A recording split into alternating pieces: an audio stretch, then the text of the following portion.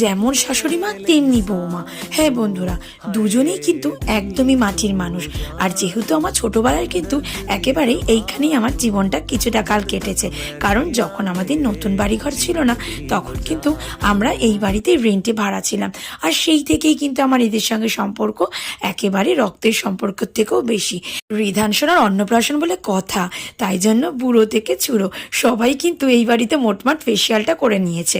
হ্যাঁ বন্ধুরা, প্রথমেই দেখিয়েছিলাম যেহেতু রিদানের মা ফেসিয়াল করার পর কিন্তু কাকাইয়েরও কিন্তু ফেসিয়াল করাটা খুবই দরকার ছিল। বাড়িতে এত বড় অনুষ্ঠান বলে কথা, ফেসিয়াল করবে না সেটা কখনো হতে পারে? কাকাই কিন্তু একদম ছোট্টবেলা থেকে এই যে রিধান সোনার মতো কাছে একদমই সময় কেটেছে। হ্যাঁ বন্ধুরা, যেহেতু আমি ওই নিচের বাড়িতেই আমার রেন্টে ভাড়া থাকতাম, তাই জন্য কিন্তু ওখানেই আমার সময়টা বেশি। সোনাকে আমি না ভালোবেসে যাই কোথায়, সেই জন্য কিন্তু সম্পর্কটা একদমই ওই বাড়ির সঙ্গে আমার একদমই আলাদা।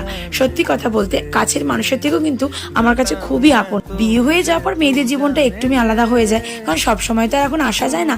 তাই কিন্তু দেখো, অনুষ্ঠান বলো আর একটু যখনই ইচ্ছা হয় তখনই টুক করে বৌদির বাড়ি চলে আসি। আর যেখানে রিধান সোনা আমার এসছে, সেখানে তো আরো কোনো কথা নাই, রিধান সোনাকে দেখতে মাঝে মাঝেই চলে আসি। তারই টানে সেই আগের মতনই কিন্তু যত্ন এখনো আমি পাই। তো চলো বন্ধুরা, নেক্সট ভিডিওতে দেখা হবে রিধানের অন্নপ্রাশনে কি কি করলাম।